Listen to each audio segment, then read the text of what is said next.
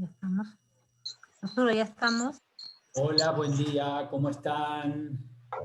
Buen día, Pastor Rubén. Buenos días, Pastor, ¿cómo está? ¿Cómo está Franco? ¿Qué dices? Hola, Sandra. Rubén. Buenos días.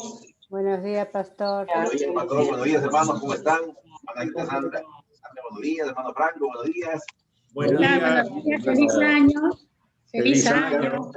Gracias, feliz año para todos. Muy bien. Hola, Mati, ¿cómo estás? Hola, hola, feliz año para todos. Gracias. Igualmente, Matías, un abrazo. Ahí está Juan José con el nuevo look. ¿Cómo están? Hola. Sí. Para despistar al enemigo. Para pasar desapercibido por allá. Claro, al menos por un ratito, ¿no? Al menos por este mes. Bueno, hola Víctor, hola Bárbara, ¿cómo están? Hola, ¿cómo está toda la Buenos días. Buenos días, hermanos. Buenos días, ¿cómo están? Buenos días. Buen día. Buen día, buen día, buen día. Buenos días. De todo Mazacayo. Año Hola. 2021. Hermano Franco, hermana Elizabeth, ¿cómo están? Buenos días. Buenos días, Pastor. Buenos días, hermanos. Buenos días. ¿Cómo Buenos estás? días.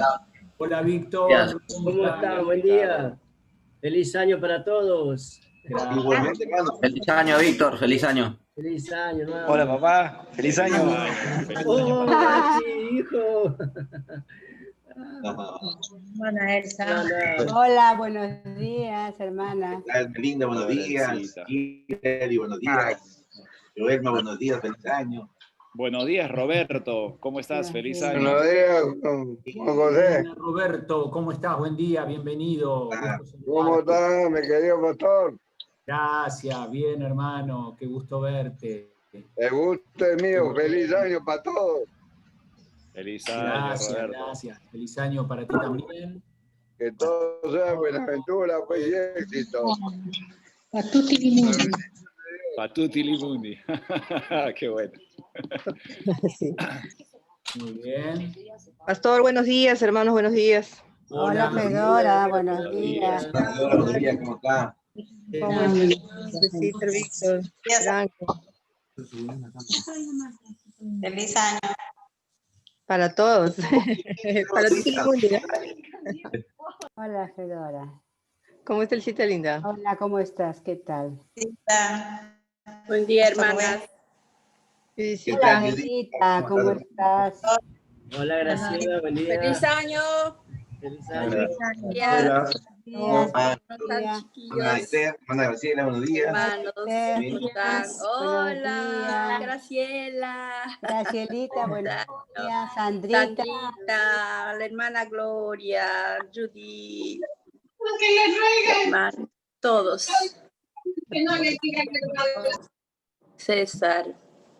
Buenos días, hermanita. Ricardo Galvez, ¿cómo está, hermano? Víctor Trigo. Usted, hermana. Vos. ¿Qué tal? Margarita, Buen día. Víctor. No, mañana México. Buen día. ¿Cómo está? Buenos días. Fedora. Visita. Hermano. Estás en mi corazón, Fedorita. Gracias, hermanita.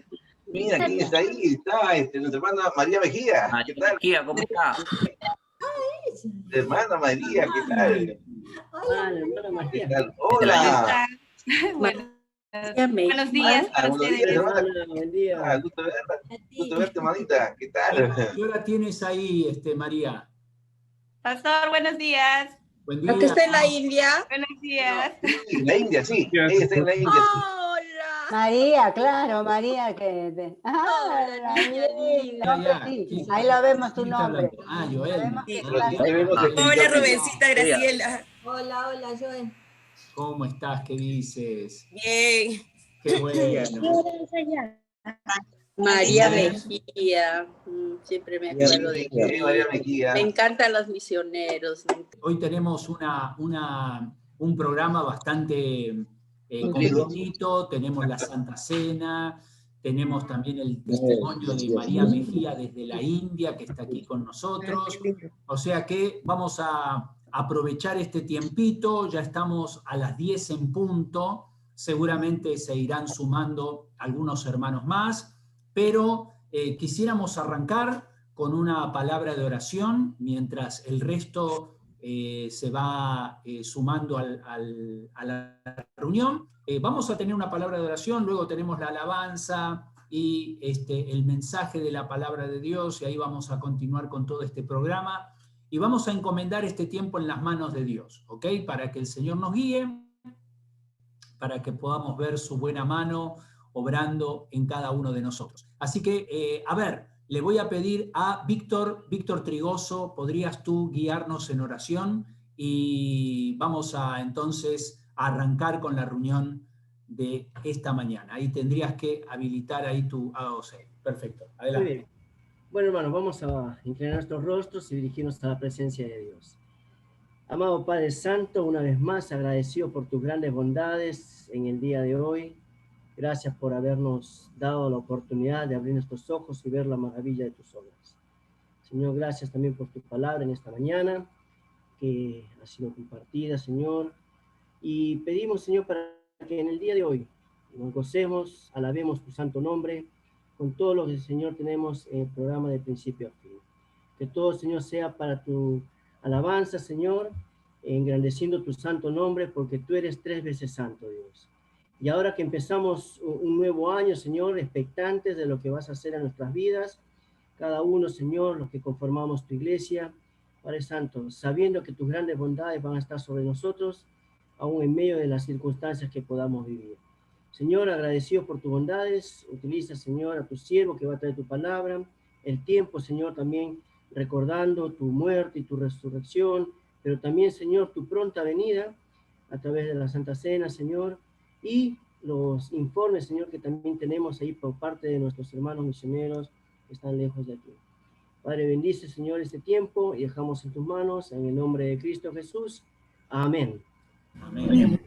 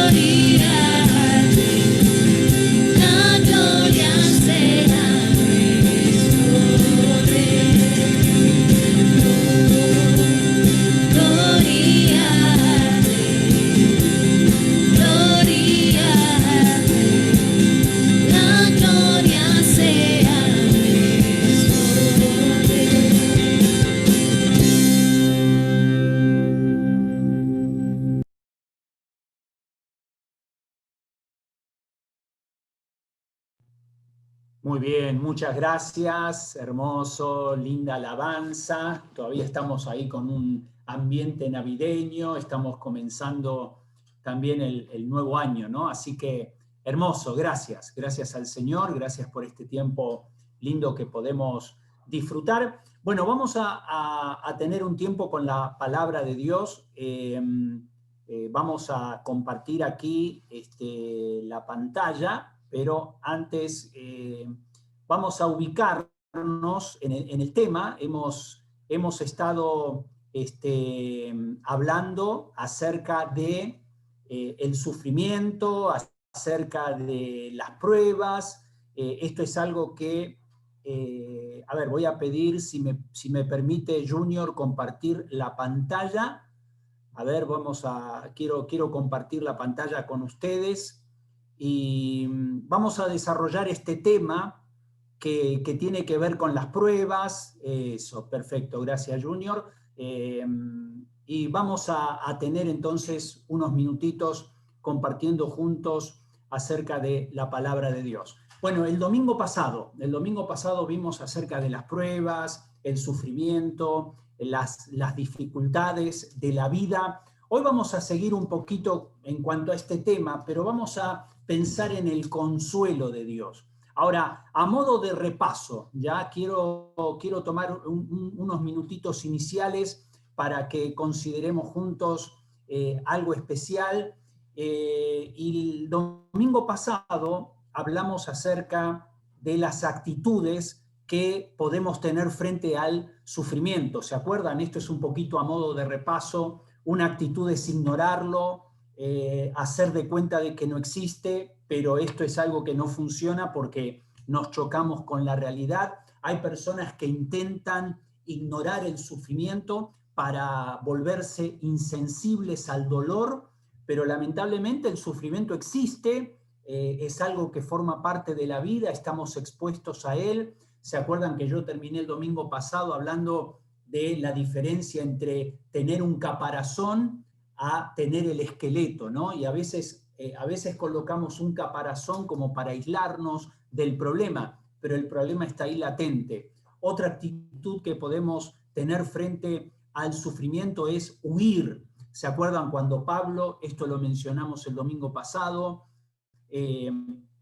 Dios había enviado ahí un aguijón en su carne, una enfermedad que lo atormentaba, y lo primero que hizo Pablo fue orar a Dios para que se lo quitara? Y esta es una forma de huir, ¿no? O sea, deshacernos del problema. Y ahí fue cuando Dios le dijo que no, que esa no era la manera, que él tenía que aprender a convivir con ese aguijón. Así que una actitud es ignorarlo, otra actitud es huir del dolor, del problema, otra es resignarnos, es decir, ya aceptarlo, pero no de una buena gana, o sea, ya resignarnos al dolor como que ya es lo que me toca vivir, pero es una resignación que no tiene esperanza. La cuarta actitud, y esta es a la que nosotros tenemos que llegar como creyentes, es gozarnos en el sufrimiento. No gozarnos porque estamos sufriendo, sino gozarnos en saber que Dios es aquel que tiene el control de las circunstancias y que Dios está por encima de cualquier situación que enfrentemos. Y esta fue la actitud a la que tuvo que llegar el apóstol Pablo, cuando después el Señor le dice, bástate mi gracia, mi poder se perfecciona en la debilidad. Bueno, ahí ese mismo versículo más adelante dice que Pablo dice, me gozaré más bien en mis debilidades, porque cuando soy débil, entonces soy fuerte. Lo mismo dice Santiago capítulo 1, versículo 2. Así que, hermanos míos, tened por sumo gozo cuando os halléis en diversas pruebas. Ahora, esta actitud de gozarnos en la adversidad, en el sufrimiento, en el dolor, en las pruebas, solamente lo pueden experimentar los hijos de Dios. Solamente los hijos de Dios son aquellos que pueden verdaderamente experimentar gozo en medio del sufrimiento, porque es algo sobrenatural. Solo Dios puede producir eso en la vida del creyente. Ahora, el domingo pasado consideramos ahí Romanos capítulo 8 y vimos 3 puntos en cuanto al sufrimiento. El sufrimiento es temporal, porque Pablo dice, Pablo habla acerca de las aflicciones del tiempo presente. Entonces el sufrimiento es temporal, es una situación momentánea, es algo que debemos vivir en el presente, pero nos espera un futuro glorioso. Así que el creyente tiene una expectativa eterna, sabiendo que el sufrimiento es temporal. En segundo lugar, es para nuestro bien. Pablo mismo lo dice ahí en Romanos capítulo 8, todas las cosas que ocurren en nuestra vida, Dios las usa para bien, para cumplir su propósito en nosotros. Y por último, Dios nos da su gracia. Nosotros en nuestras fuerzas no podemos sobrellevar las dificultades, la adversidad, pero Dios es aquel que interviene en nuestra vida y Él es aquel que nos sostiene y por medio de su Espíritu Santo es aquel que nos ayuda a seguir adelante. Muy bien, quiero acá también a modo de introducción agregar algo que no mencioné el domingo pasado. El propósito del sufrimiento. Y hay varios propósitos, ¿no? En primer lugar, el sufrimiento, cuando hablamos de sufrimiento, estamos hablando de las pruebas, de las dificultades, de la adversidad. El propósito de las pruebas, número uno, es formativo. ¿Qué significa? Que Dios va formando nuestro carácter, Dios va desarrollando nuestra fe, Dios va purificando nuestra fe. Por eso Santiago dice, tened por sumo gozo cuando os halléis en diversas pruebas, sabiendo que la prueba de vuestra fe produce paciencia. Entonces, el sufrimiento no es algo, digamos, accidental, sino que tiene un propósito. El propósito es formarnos, desarrollarnos espiritualmente. Entonces, hay un propósito formativo. En segundo lugar, hay un propósito correctivo. O sea, muchas veces, por medio de las pruebas y de las dificultades de la vida, Dios corrige nuestro camino, nuestro accionar. Tenemos ejemplos en la Biblia, ¿no? Por ejemplo, Jonás, cuando Dios le mandó ir a Nínive, Jonás se fue a la dirección opuesta, se metió en una barca, quiso huir de la voluntad de Dios, pero ahí Dios levantó una tormenta, y esa tormenta era para disciplinarlo, para corregirlo. Entonces, hay situaciones en la vida que Dios las permite para corregir aquellas cosas que no están bien en nosotros. Y de alguna manera ahí vamos aprendiendo también las lecciones de parte de Dios. Así que el propósito del sufrimiento, hay un propósito formativo, correctivo. En tercer lugar, un propósito preventivo. ¿Qué significa eso? Que por medio de las pruebas, Dios prevé o de alguna manera evita situaciones peores.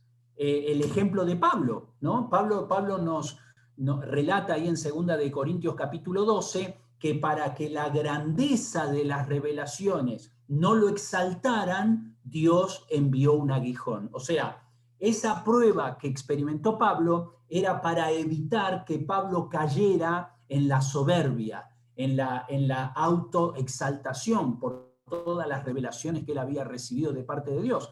Así que muchas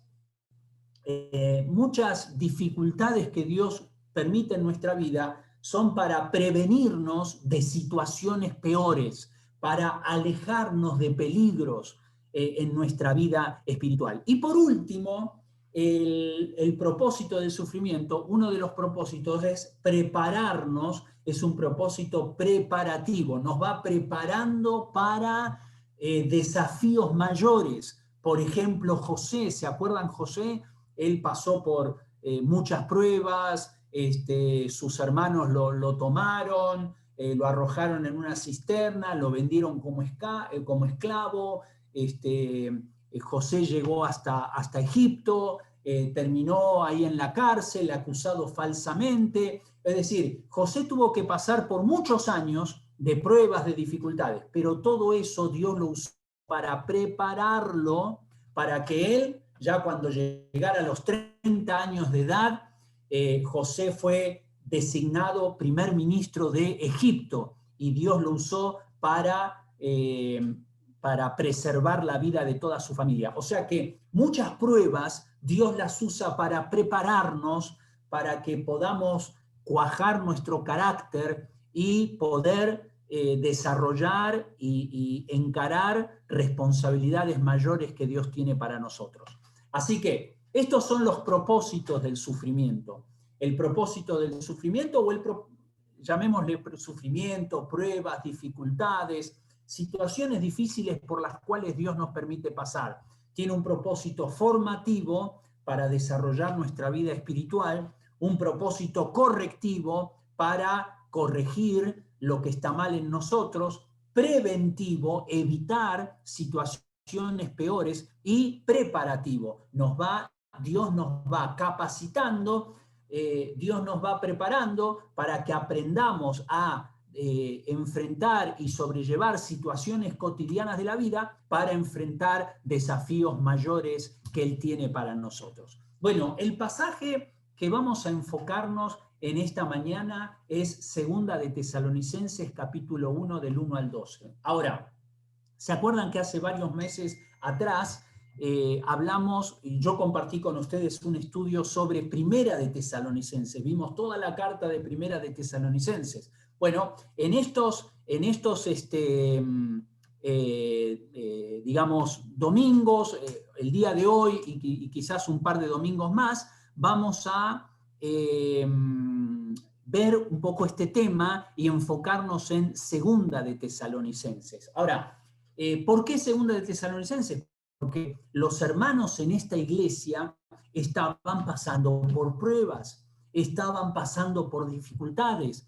Terminamos el 2020, un año marcado por la pandemia, cuarentena, pruebas, ha sido un tiempo muy complicado. Arrancamos un nuevo año, todos tenemos la expectativa de comenzar un año diferente con la ayuda del Señor, pero es un año que también traerá consigo diferentes situaciones que tal vez sean inevitables y por las que tengamos que pasar y atravesar. Bueno, muy bien, tenemos que confiar en el Señor, descansar en Él y saber que Él es aquel que tiene el control de todas las cosas. Y vamos a aprender algunos principios en esta mañana que tienen que ver con el consuelo de Dios. Cuando hablamos de consuelo de Dios, consuelo significa fortaleza. Dios nos da la fortaleza, Dios nos da el consuelo, ¿ya? Dios nos da las herramientas que necesitamos para enfrentar las circunstancias que se nos vayan presentando durante este año, pero debemos aferrarnos al Señor. Miren lo que dice 2 de Tesalonicenses 1. Vamos a empezar leyendo los primeros 2 versículos. Pablo, Silvano y Timoteo, a la iglesia de los tesalonicenses, en Dios nuestro Padre y en el Señor Jesucristo. Gracia y paz a vosotros, de Dios nuestro Padre y del Señor Jesucristo. Así es como empieza la carta Pablo. Algo interesante es que él saluda a la iglesia de los tesalonicenses, pero en realidad estos hermanos que vivían físicamente en Tesalónica, una ciudad en Grecia, espiritualmente estaban en Dios nuestro Padre y en el Señor Jesucristo. Y para empezar, esa es la gran bendición que tenemos como hijos de Dios. Estamos en nuestro Padre y en el Señor Jesucristo. No importa dónde estemos físicamente desparramados en el mundo, un verdadero creyente en Cristo Jesús está en el Padre y en su Hijo, en el Señor Jesucristo. Y luego dice, gracia y paz a vosotros. O sea, lo que necesitamos para la vida es la gracia de Dios, y esa gracia de Dios trae paz a nosotros. Y esa paz también viene de Dios Padre y del Señor Jesucristo. Ahora, en este capítulo, 2 de Tesalonicenses 1, vamos a ver 3 consuelos, ¿ya? 3 consuelos, 3, vamos a decir, motivos por los cuales podemos confiar en el Señor y animarnos para enfrentar las adversidades de la vida. En primer lugar, el consuelo del plan de Dios. ¿Por qué el consuelo del plan de Dios? Porque Dios, por medio de las dificultades y por medio de las situaciones difíciles, Él está desarrollando un plan en nosotros. Y eso es lo que dice Pablo aquí en el versículo 3. Pablo dice, debemos siempre dar gracias a Dios por vosotros, hermanos, como es digno, por cuanto vuestra fe, y ahí hay que poner un círculo, vuestra fe va creciendo. Miren, eso es lo que Dios busca en la vida del creyente, que su fe crezca. Una fe genuina, una fe verdadera que está puesta en Cristo Jesús, crece en medio de las dificultades. Entonces, dice, vuestra fe va creciendo, y luego dice, vuestro amor de todos y cada uno de vosotros abunda para con los demás. Así que aquí tenemos dos elementos en los cuales Dios se enfoca. Dios quiere que nosotros, por medio de las dificultades de la vida, podamos desarrollar nuestra fe, crecer en nuestra fe, y luego dice abundar en amor. El amor de todos y cada uno de vosotros abunda para con los demás. Bueno, esto lo puede hacer Dios. En medio de las pruebas, nosotros debemos crecer en nuestra fe y abundar en nuestro amor. Esa es la característica de un verdadero hijo de Dios. Miren, muchas personas cuando pasan por problemas, lo primero que hacen es renunciar a su fe. Dicen, no puede ser, ya no creo más en Dios, ¿cómo puede ser que Dios permita que yo pase por tal o cual situación? O sea, renuncian a su fe y se vuelven egoístas. En vez de amar a otros, se aman a sí mismos, porque todo gira alrededor de ellos. Bueno, es una actitud negativa, pero un verdadero hijo de Dios, uno que ha puesto su fe en Cristo Jesús, en medio de la adversidad, cuando tiene una perspectiva correcta en cuanto a los problemas de la vida, su fe se fortalece, su fe se vuelve más sólida en el Señor. Entonces, nuestra fe va creciendo, el amor de cada uno de nosotros también abunda, y luego Pablo continúa, tanto que nosotros mismos nos gloriamos de vosotros en las iglesias de Dios por vuestra paciencia. Y este es el tercer elemento. Y aquí paciencia tiene que ver con perseverancia, resistencia, confianza, no tirar la toalla, seguir adelante. Ahí está. Esa es la clave. Fe, amor y paciencia.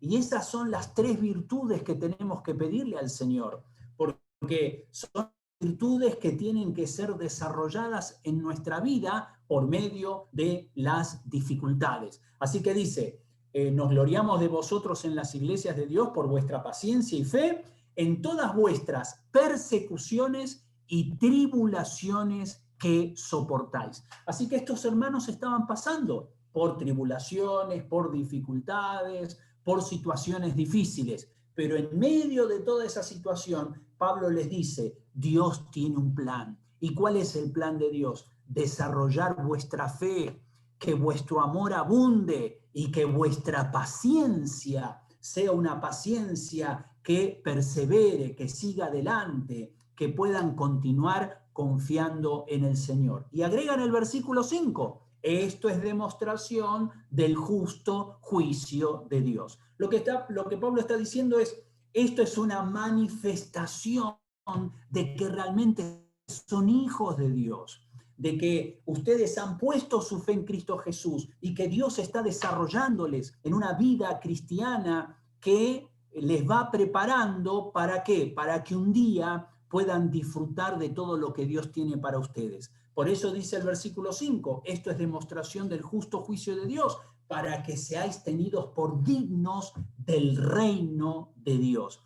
Hermanos, cuando nosotros tenemos una perspectiva que está enfocada en el reino de Dios, es decir, en la justicia de Dios, ¿se acuerdan lo que dice Mateo 6:33? Dice, bueno, ahora ya me olvidé lo que dice, pero bueno, ahí habla acerca del reino de Dios, ¿no? Buscad primeramente, ahí está, buscad primeramente el reino de Dios y su justicia, y todas estas cosas os serán añadidas. Ahí está, ¿ya? Cuando tenemos una perspectiva correcta en cuanto al reino de Dios y su justicia, las demás cosas van a tomar su lugar. Por eso Pablo les está diciendo, hermanos, ánimo, están pasando por dificultades, están pasando por tribulación, están pasando por pruebas, Dios tiene un plan. El plan de Dios es fortalecer vuestra fe, que vuestro amor abunde y que ustedes puedan seguir perseverando en la vida cristiana, confiando en el Señor.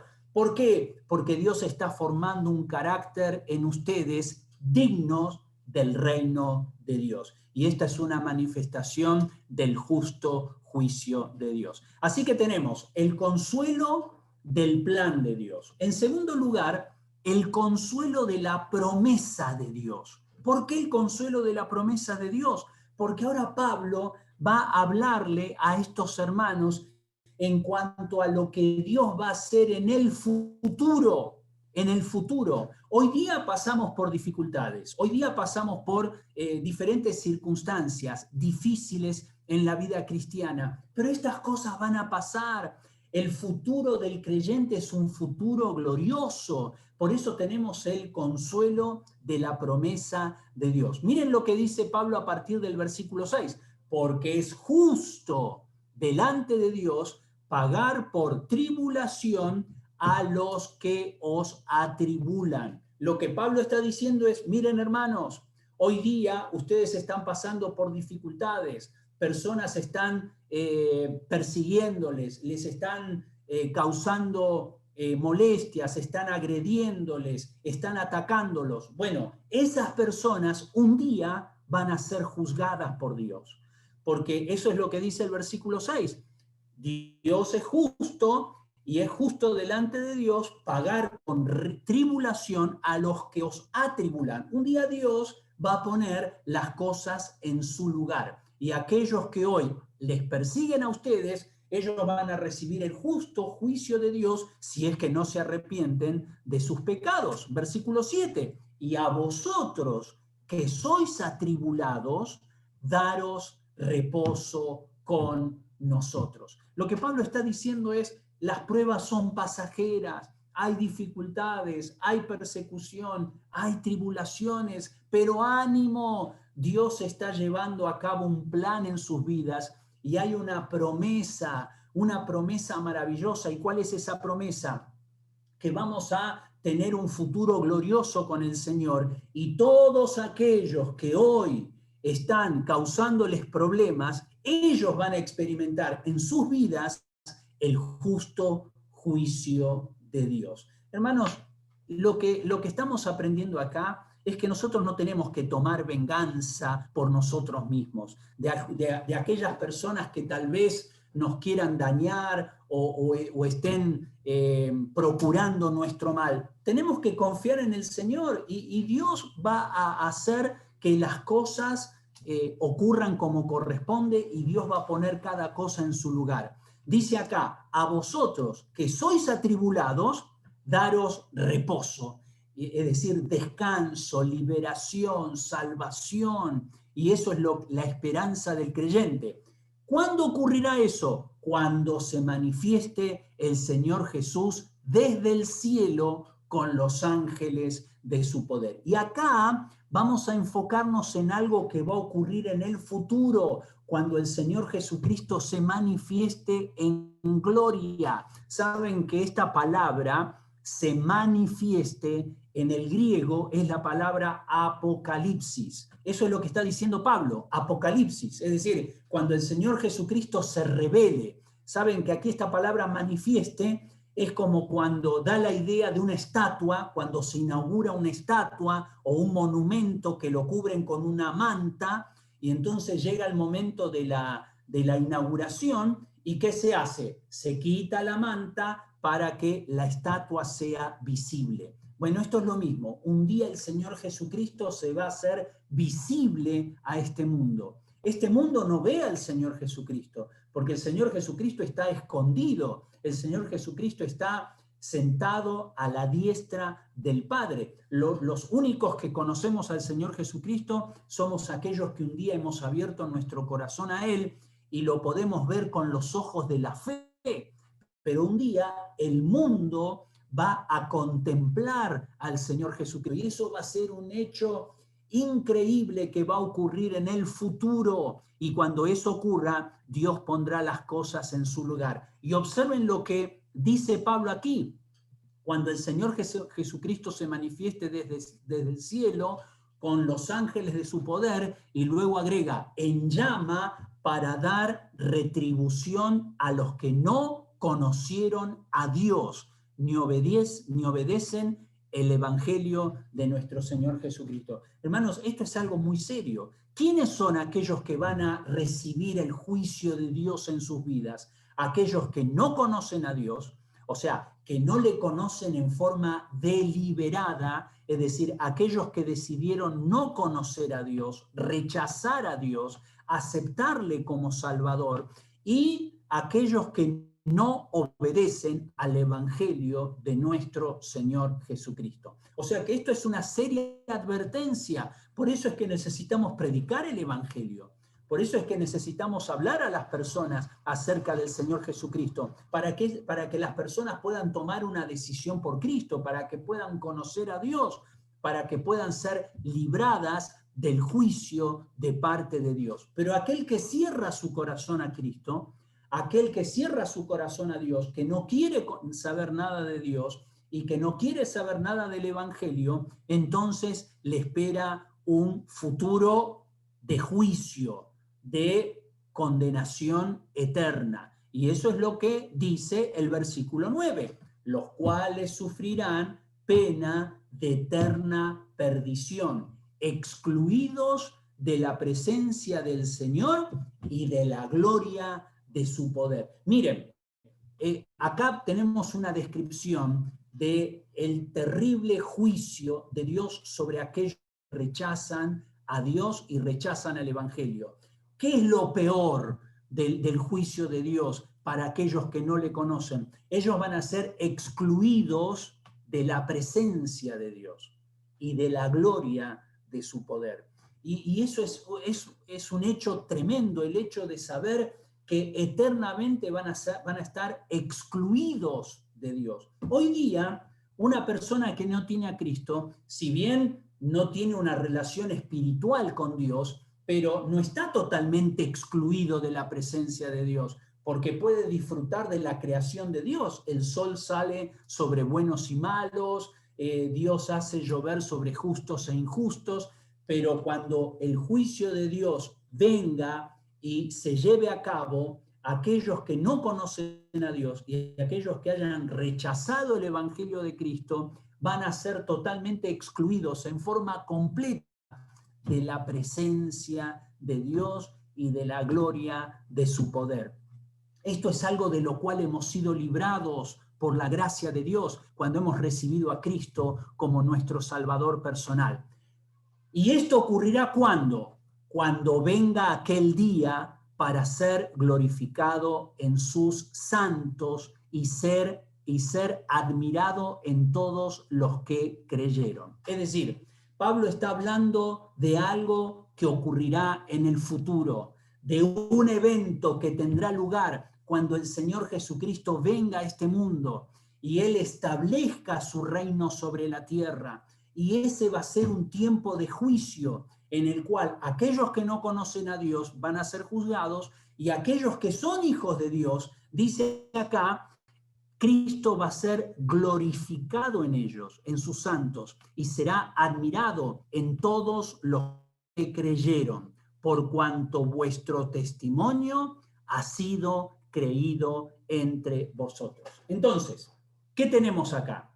¿Pasamos por dificultades? Sí. ¿Terminamos un año difícil? Sí. Estamos empezando un nuevo año que no sabemos qué es lo que nos espera, pero confiamos que Dios sigue en control de todas las cosas. La confianza del creyente es que todo lo que Dios permita en nuestra vida va a estar de acuerdo a su plan. Dios va a usar todas las cosas por las cuales atravesemos en la vida para desarrollar nuestra fe, nuestro amor y nuestra paciencia.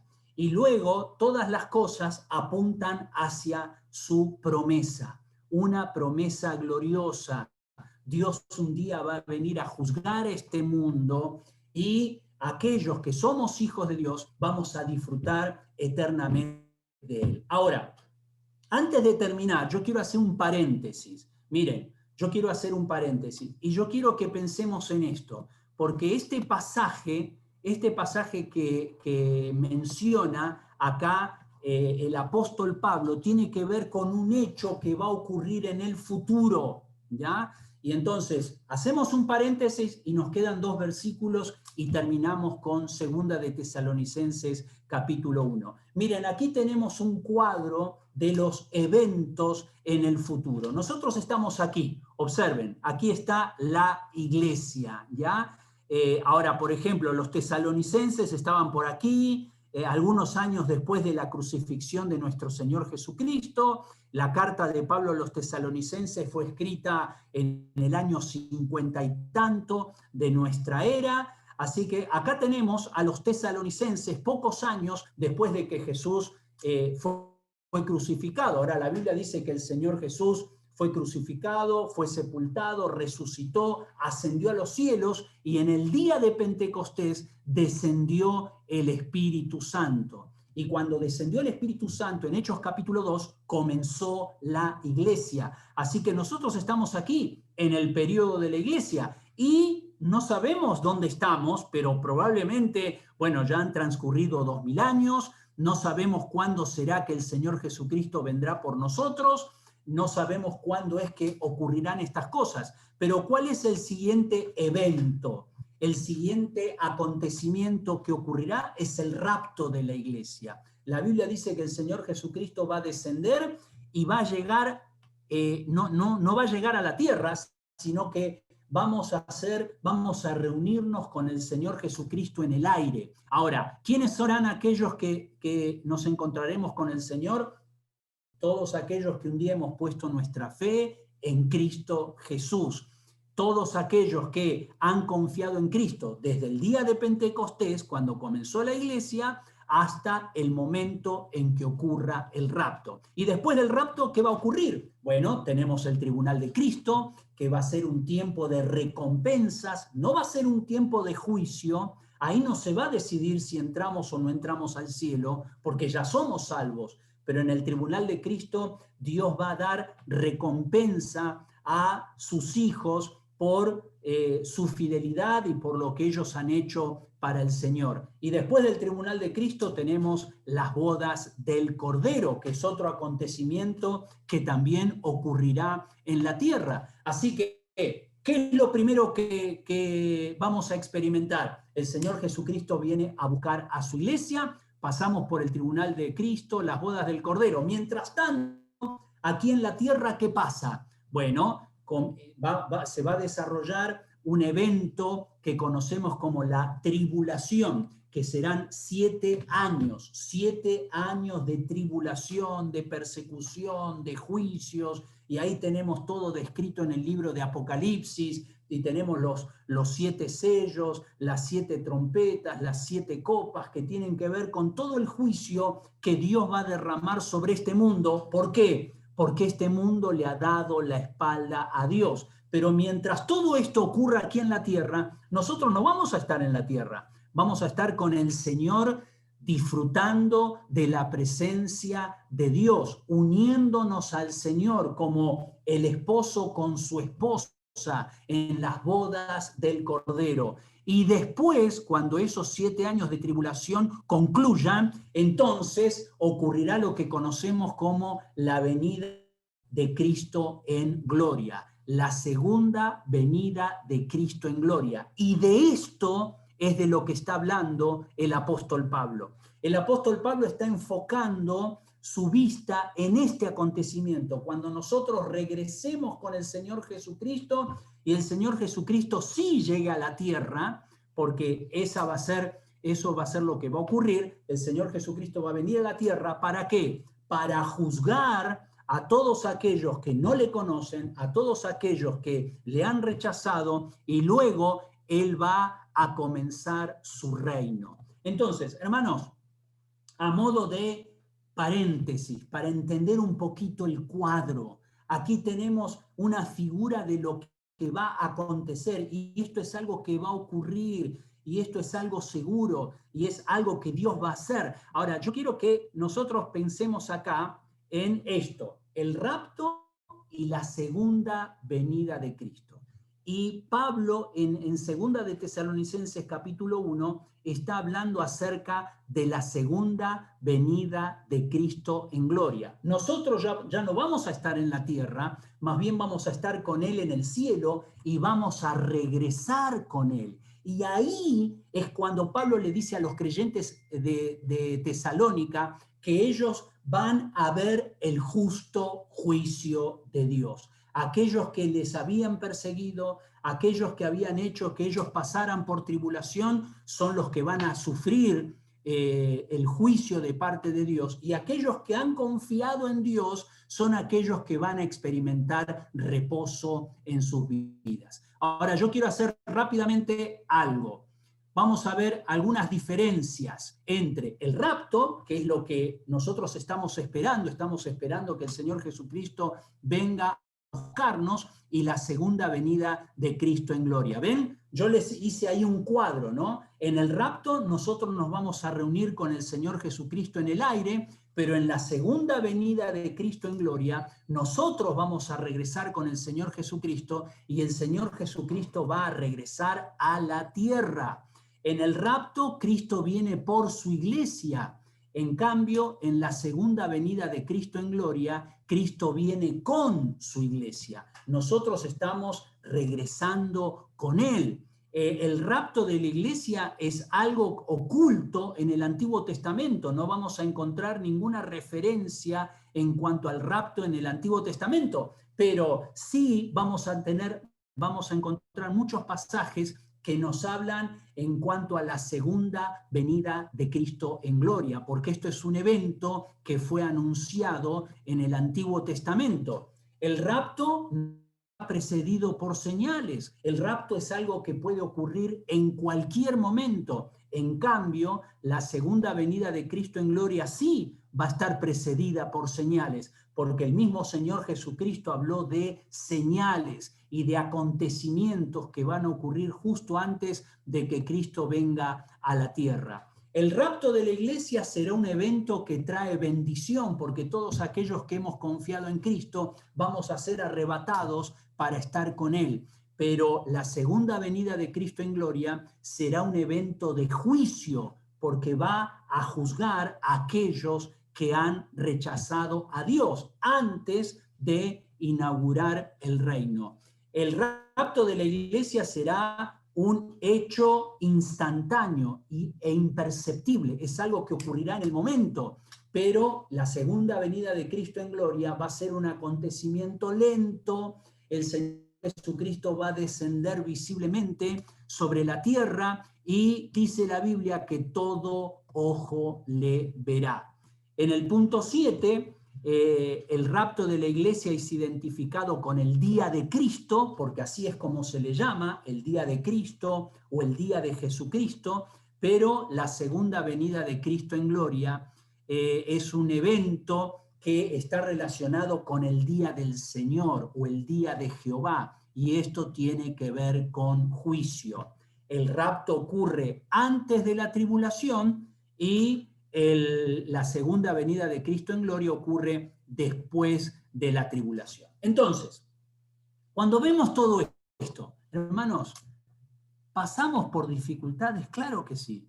¿Pasamos por situaciones difíciles? Claro que sí. Y no solamente nosotros, más aún, creyentes en países donde son perseguidos a causa del Evangelio. Y ahora vamos a escuchar algo acerca de lo que Dios está haciendo ahí en la India, por ejemplo, con nuestra hermana María. Pero miren, aquí tenemos un cuadro. Dios va a cumplir sus promesas y esto es una fuente de consuelo y de ánimo a nuestras vidas. Por eso es que Pablo mencionó esto a los creyentes en Tesalónica. Y miren cómo termina: el consuelo del plan de Dios, el consuelo de la promesa de Dios y el consuelo del poder de Dios, porque Dios obra en nosotros dándonos el poder que necesitamos para seguir adelante en medio de las dificultades.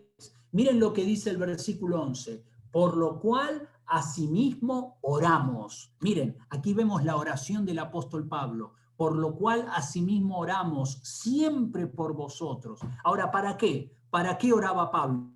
Para que nuestro Dios os tenga por dignos de su llamamiento. Es decir, para que Dios obre en sus vidas y Él forje en ustedes un carácter digno del Señor Jesucristo y cumpla todo propósito de bondad, cumpla todo el propósito que Dios ha trazado para sus vidas y toda obra de fe con su poder. Ahí está. O sea, Pablo dice, por lo cual oramos por ustedes, pero no estamos orando para que Dios les quite de las dificultades, no estamos orando para que Dios ya los libre de las persecuciones, no, estamos orando para que en medio de las dificultades, en medio de las persecuciones, ustedes puedan ser dignos de su llamamiento. Dios cumpla en ustedes todo propósito de bondad y toda obra de fe con su poder. Y termina el versículo 12, para que el nombre de nuestro Señor Jesucristo sea glorificado en vosotros. Ahí está. Hermanos, Dios quiere manifestar su gloria en nuestra vida. Así que pasamos por dificultades, pasamos por situaciones difíciles, pero Dios es aquel que está con nosotros y el propósito de Dios es que el Señor Jesucristo sea glorificado en nosotros y nosotros en Él, por la gracia de nuestro Dios y del Señor Jesucristo. Entonces, terminamos diciendo esto. El consuelo de Dios. Arrancamos un nuevo año.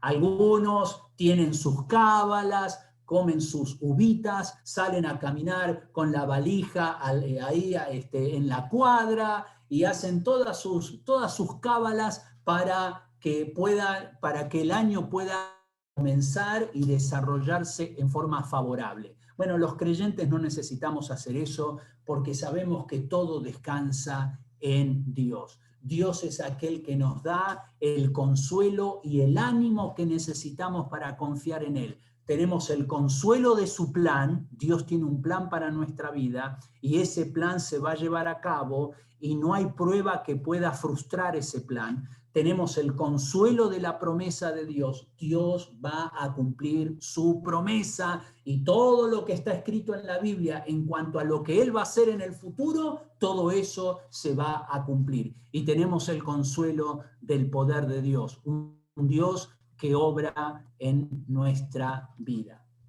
Conclusión, para terminar, debemos esperar pruebas y dificultades. Hermanos, la pandemia no terminó, y si llegara a terminar y las cosas se resolvieran, vendrán otras situaciones, o sea, las pruebas y las dificultades de la vida van a seguir existiendo porque vivimos en un mundo donde reina el pecado. Así que tenemos que seguir esperando pruebas y dificultades, pero las pruebas y dificultades Dios las usa para ejercitar nuestra fe. Y Dios es aquel que obra en nosotros por medio de su poder. Y en cuarto lugar, nos espera un futuro glorioso.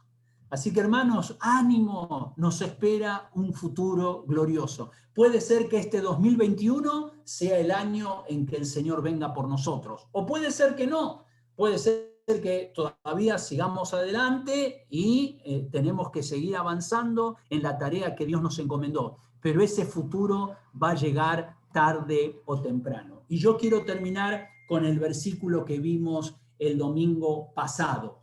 Pues tengo por cierto que las aflicciones del tiempo presente, es decir, el tiempo que nos toca vivir hoy, no son comparables con la gloria venidera que en nosotros ha de manifestarse. Y así es, Dios tiene para nosotros algo maravilloso, algo que Dios ha planeado para nuestra vida.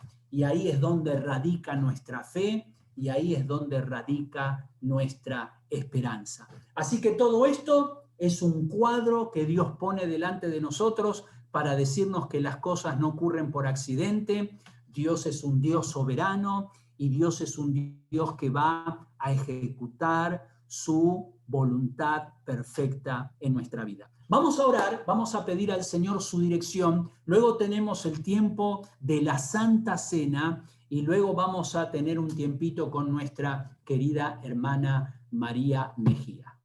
¿Ok? Oramos al Señor. Gracias, Padre Celestial, por tu palabra. Gracias, Señor, por este pasaje que nos habla acerca del propósito de las pruebas. Gracias por el ejemplo, el testimonio de estos creyentes en Tesalónica, quienes vivieron hace tantos años atrás, pero seguramente pasaban por las mismas dificultades por las que nosotros pasamos, o aún peores, porque estaban siendo perseguidos por su fe. Pero Pablo les escribe esta maravillosa carta para darles ánimo, para darles consuelo, para que ellos sigan adelante. Y ahí hemos visto, Señor, el consuelo de tu plan, el consuelo de tu promesa y el consuelo de tu poder. Ayúdanos, Señor, a poner nuestra mirada, nuestros ojos en ti, sabiendo que eres tú quien nos da las fuerzas que necesitamos para sobrellevar las dificultades de la vida y para seguir avanzando, confiando en tu presencia. Gracias por tu amor, gracias por este tiempo juntos. Rogamos tu dirección en el resto de este servicio, en el nombre de Cristo Jesús. Amén. Amén, hermanos. Miren, vamos a hacer lo siguiente. Le he pedido a Junior que vamos a tener ahora una segunda alabanza, pero quisiera que ustedes, por favor, ahí donde están, nos podamos preparar para tener juntos este tiempo de la cena del Señor, ¿ya? Y solamente quisiéramos tomar este tiempito, hermanos, como hijos de Dios, para estar alrededor de la mesa. Cuando tenemos la Santa Cena es como que nos sentamos alrededor de la mesa con nuestro Señor. Y esto es un tiempo de intimidad. El Señor Jesucristo estaba con sus discípulos, no estaba en un evento público, sino era algo íntimo, algo que él quería compartir con los suyos. Y en este tiempo de la Santa Cena, el Señor estableció un recordatorio. Es algo muy sencillo, tomar el pan y tomar la copa y recordar el sacrificio que el Señor Jesucristo hizo por nosotros en la cruz. Y yo invito a todos aquellos que están conectados, si es que realmente has colocado tu fe en Cristo Jesús, si has confiado en Él como tu Salvador personal y has manifestado públicamente tu fe por medio del bautismo, que nos acompañes en esta celebración, en este pequeño recordatorio. Algo sencillo, pero es algo muy significativo, porque estamos recordando que un día el Señor Jesucristo murió, un día el Señor Jesucristo derramó su sangre por nosotros. Y Pablo, hablando a los creyentes en Corinto, en el capítulo 11, versículo 23, él les dice: porque yo recibí del Señor lo que también os he enseñado, que el Señor Jesús, la noche que fue entregado, tomó pan. Y vamos a tomar ahí del pan, y luego Pablo agrega: y habiendo dado gracias, lo partió y dijo: tomad, comed, esto es mi cuerpo, que por vosotros es partido. Haced esto en memoria de mí. Vamos a tomar el pan, vamos a comer el pan y vamos a recordar el sacrificio que Cristo hizo por nosotros. Adelante.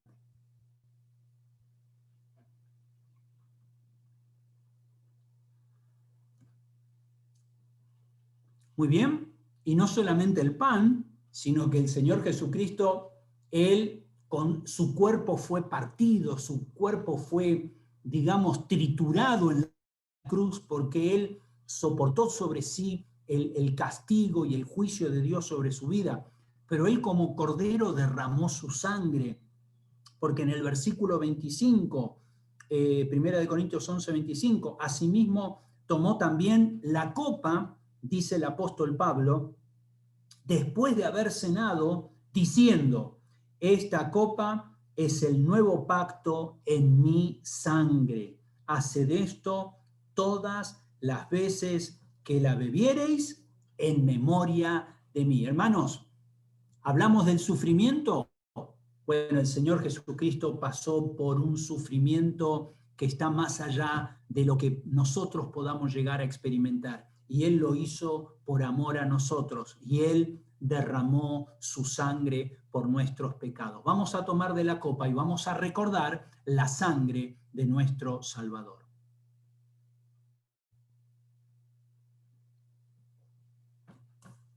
Muy bien, el pasaje termina diciendo: así pues, todas las veces que comiereis este pan y bebiereis esta copa, la muerte del Señor anunciáis hasta que Él venga. Recién hemos visto ahí en el cuadro, ¿no? El rapto. Estamos esperando el momento del rapto. Estamos esperando cuando el Señor Jesucristo nos venga a buscar. Hasta que eso ocurra, vamos a seguir anunciando la muerte y resurrección de nuestro Señor Jesucristo. Y lo que acabamos de hacer es una pequeña ceremonia que grafica lo que Cristo hizo por nosotros. Entregó su cuerpo y derramó su sangre por nuestros pecados. Y no hay mejor manera que comenzar el año de esta manera, a los pies de la cruz de nuestro Señor Jesucristo, contemplando su obra de redención, viéndole a Él ocupar nuestro lugar y adorando a nuestro Salvador y agradeciéndole por esa infinita gracia que Él ha derramado sobre nosotros. Voy a pedir a nuestro hermano Juan José que nos guíe en oración, dando gracias por este tiempo de Santa Cena, y luego tenemos una alabanza, y después de la alabanza tenemos el testimonio de nuestra hermana María. Adelante, Juan. Amado Padre Celestial, a ti te damos las gracias, Señor, por este nuevo año. Gracias te damos por las bendiciones que hemos experimentado el año pasado, pero también las pruebas, como hemos visto en este pasaje tesalonicense, Señor, de cómo tú tienes un plan, de cómo estas pruebas también perfeccionan nuestra fe de diversas maneras, pero también sabiendo de que tú nos consuelas, de que no hay condenación para los que estamos en ti, Señor Jesucristo. Gracias por entregar tu vida a nosotros, como hemos celebrado hace un instante, Señor. Gracias por esta comunión íntima contigo, esta cena íntima contigo, saber que tú estás con nosotros en este momento y que hemos podido disfrutar delante de ti este hermoso y lindo tiempo, Señor. Gracias por derramar tu sangre, gracias por ser colgado en esa cruz por nuestros pecados, Señor. Y tú bendice grandemente a todos los que estamos acá, que nos ayudes para tu gloria y honra, y también ayúdanos a ser sal y luz como iglesia, como hijos tuyos, Señor, hasta es que esperamos tu venida. A ti te damos toda la gloria y toda la honra del nombre de Jesús. Amén.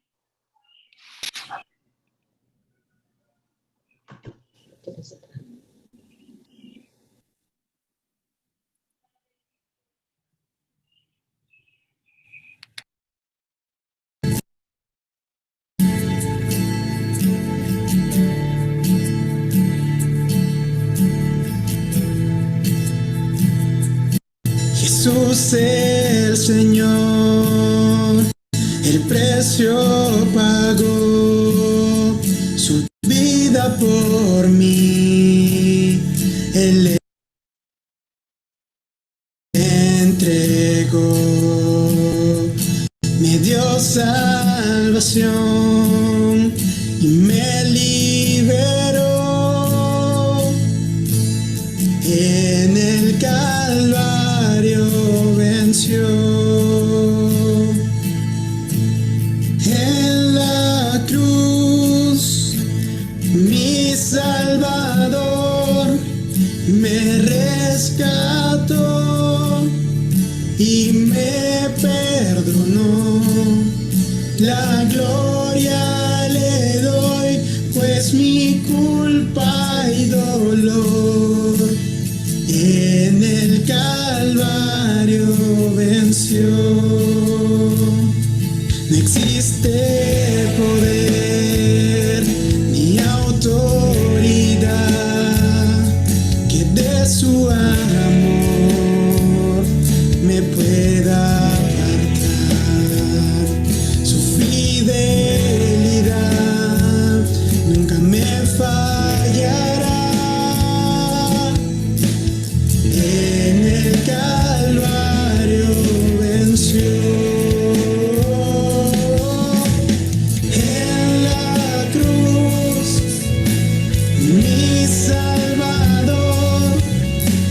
rescató y me perdonó.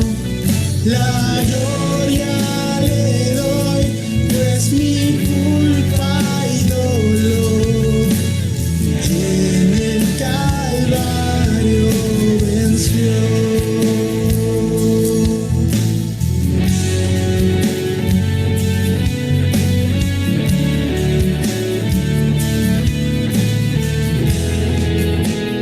Solo su sangre mi corazón limpió.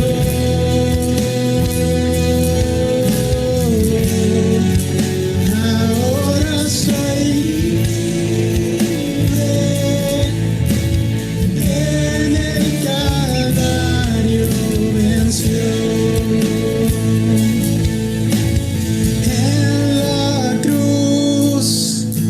Mi Salvador me rescató y me perdonó.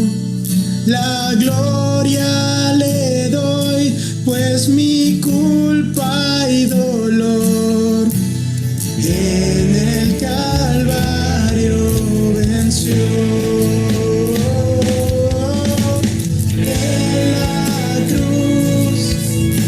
Mi Salvador me rescató y me perdonó.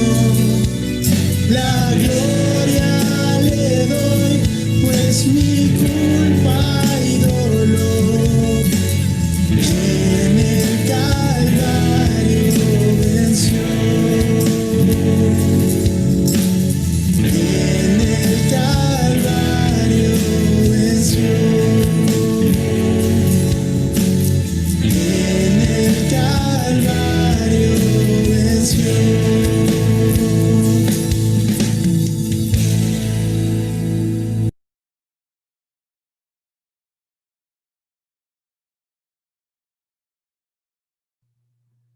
Amén. Así es, en el Calvario venció. Y esa es una hermosa verdad y algo que podemos disfrutar y gozarnos en el Señor. Bueno,